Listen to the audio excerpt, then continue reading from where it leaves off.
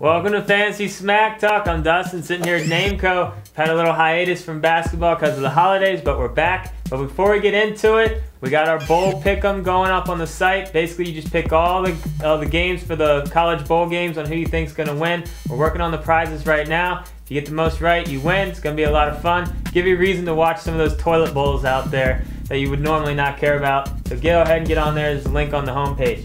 All right, we got some tips and advice for you. There's a lot of injured guys right now, as there always is. All on Dustin's team. I'm loving it in our league. It's great. But it's a great time to try to buy some of these guys low. It's a long season, or try to sell them high and just get rid of some, or sell them low and get rid of some headaches. It's a long season though, so let's start it out with Aaron Brooks. We love him as a buy low guy. He's got a couple more weeks left with that high ankle sprain, but if you can go ahead and get him now, once he gets healthy, he's going to be back to scoring close to 20 points a game for you. All right, next guy, Yao Ming. He's right around the corner from returning. He's probably going to get picked back up in a lot of leagues.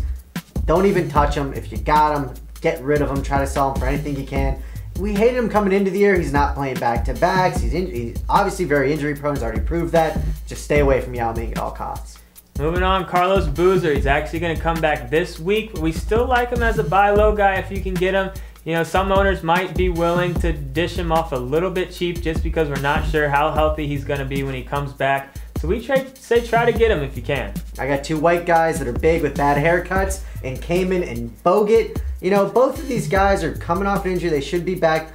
We don't mind them. We actually kind of like them as buy low candidates, especially if you don't have to go up too much for them. But Kamen is certainly injury prone, so is Bogut. But whenever they're healthy, they put up great rebounding stats and points for you.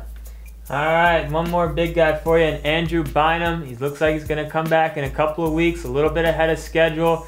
I mean, it's always been injuries with him, but he's going to start when he comes back. And if he can stay healthy, play starter minutes, and be a nice guy for you to have as a big man, we say try to get him if you can, but don't give up too much. And the last guy is a buy low or even pick up if he's available in your league, and that's Johnny Flynn. He's really going to be back this time. He was supposed to be about a week and a half ago. He's playing his first game in the D League, and then they're going to bring him up almost immediately. 13-7 is very realistic numbers for Johnny Flynn, so if you need any kind of guard help, he's a great guy to add. All right, we got a couple forum questions. First one comes from Art Vandelay from Vandelay Industries. He wants to know, should he trade Paul Gasol for Dwayne Wade? I don't think you should do this. Paul Gasol is so underrated. He's fantastic. Wade is definitely hurt with the arrival of LeBron, who I hate. As a Bullets fan, we've hated him forever. We've known he's been a crybaby. Keep Paul Gasol. And a little LeBron rant. Hate him.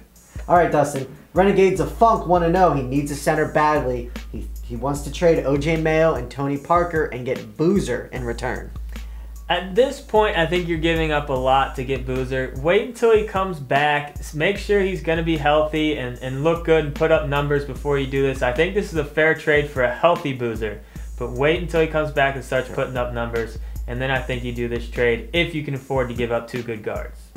All right, we're going to do a real rapid-fire waiver wire for you. We got two must-adds. The first one's Amir Johnson. Reggie Evans went down, fractured his foot. He's going to be out for a while. Amir moved in the starting lineup. They gave him a lot of money in the offseason. We really like this guy. Only owned in 50% of leagues. Pick him up. Next, Darko Milicic. It pains me to even have him on this list. I don't know if I can believe it just yet, but you got to pick him up just in case it's for real. We'll see what happens. Owned in 75% of leagues. Go ahead and pick him up. Give him a couple weeks. See what he can do. All right, now we got a couple guys in deeper leagues, so either add him in deeper or keep an eye on him if you're more shallow league. First one's Marvin Williams. Joe Johnson, it's been announced he's out 4 to 6 weeks. Somebody's going to have to pick up that scoring in the starting offense. Could be Marvin. He's been playing decent as of late. Only owned in 25% of leagues.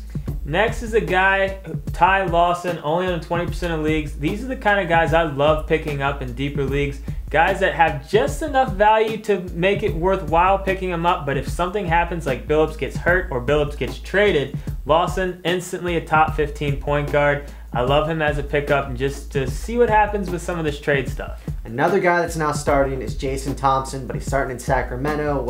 He's changed the lineup so many times, unbelievable.